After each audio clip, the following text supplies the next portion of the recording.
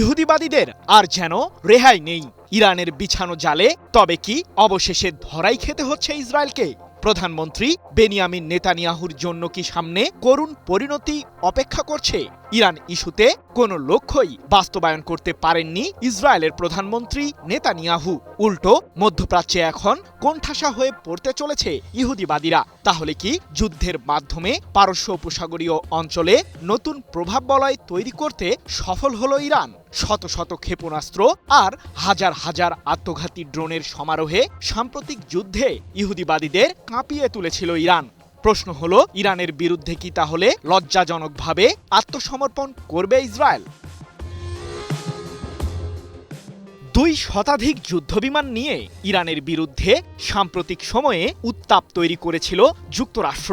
পেছন থেকে মার্কিন সামরিক বাহিনীকে মদদ দিয়েছে ইসরায়েল। নেতানিয়াহুর লক্ষ্য ছিল ইরানের পারমাণবিক ও ক্ষেপণাস্ত্র কার্যক্রম চিরতরে বন্ধ করে দেওয়া, অর্থাৎ বোমা হামলা চালিয়ে ইরানের সামরিক শক্তিকেই ধ্বংস করার ষড়যন্ত্র করেছিলেন ইহুদিবাদী নেতা।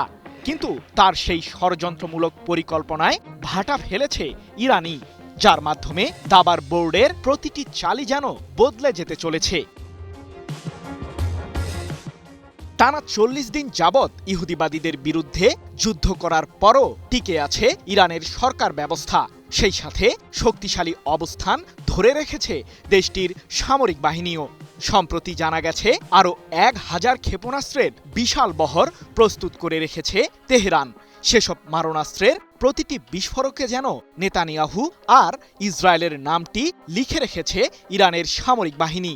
সম্ভাব্য যুদ্ধ শুরু হলেই দাউ দাউ করে ইহুদিবাদীদের পুড়িয়ে মধ্যপ্রাচ্যের ক্ষমতার কেন্দ্রবিন্দুকেই বদলে দেওয়ার শপথে অটল তেহরান। এদিকে হরমুজ প্রণালী, পারমাণবিক ও ক্ষেপণাস্ত্র ইস্যুতে ইরানের সাথে সমঝোতামূলক চুক্তির পথে বহুদূর এগিয়েছে যুক্তরাষ্ট্র, যেটিকে ঘিরেই এখন ঘোর শঙ্কায় সময় অতিবাহিত করছে ইসরায়েল।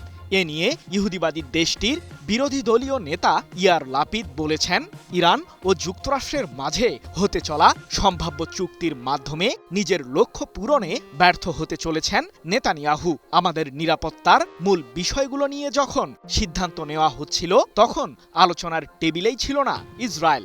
১৪ জুন এক প্রতিবেদনে বিষয়টি নিশ্চিত করেছে ইরানের রাষ্ট্রীয় সম্প্রচার মাধ্যম প্রেস টিভি। কিন্তু নিজেদের নিরাপত্তা ইস্যুতে কোন লক্ষ্যের কথা বলছেন ইয়ার লাপিদ? ইরানের পারমাণবিক ও ক্ষেপণাস্ত্র ইস্যুকে বহুদিন ধরেই নিজেদের নিরাপত্তার জন্য চরম ঝুঁকি হিসেবেই বিবেচনা করে আসছে ইসরায়েল। কারণ পারমাণবিক অস্ত্র তৈরিতে ইরান সফল হলে যে ইহুদিবাদীদের অস্তিত্বই বিলীন হয়ে যাবে, সে বিষয়টি সম্প্রতি তুলে ধরেছিলেন ইসরায়েলের প্রধানমন্ত্রী নেতানিয়াহু। অন্যদিকে ক্ষেপণাস্ত্রের এক বিশাল ভাণ্ডার গড়ে তুলেছে ইরান। দেশটিকে মধ্যপ্রাচ্যের সবচেয়ে বড় মিসাইল সমৃদ্ধ রাষ্ট্র হিসেবেই দাবি পশ্চিমা বিশ্লেষকদের। এমনকি সাম্প্রতিক যুদ্ধেই ইরান প্রমাণ করেছে যে তাদের ক্ষেপণাস্ত্রের শক্তি ঠিক কতটা প্রকট। কেবলমাত্র মধ্যপ্রাচ্যে থাকা যুক্তরাষ্ট্রের সামরিক ঘাঁটিগুলোকেই নয়, ভারত মহাসাগরে অবস্থিত ব্রিটিশ আমেরিকান সামরিক স্থাপনাকে লক্ষ্য করেও মিসাইল ছুড়েছিল তেহরান।